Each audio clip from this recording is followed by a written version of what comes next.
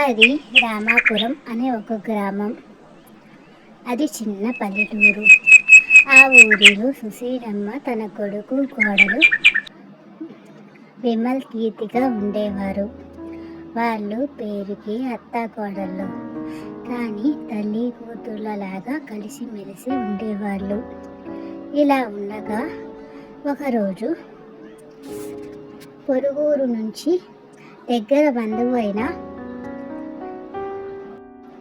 మీనకా సురేష్లు పట్నంలో ఉన్న ఆస్తులు కోల్పోయి సుశీలమ్మ వద్దకు చేరారు.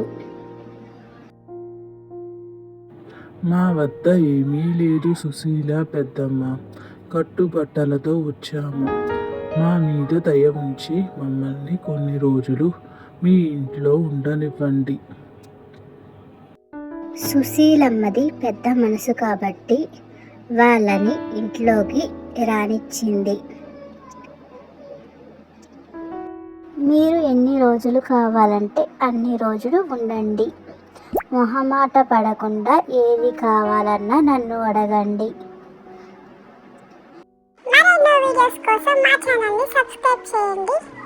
పార్ట్ 2 అని కామెంట్ చేయండి.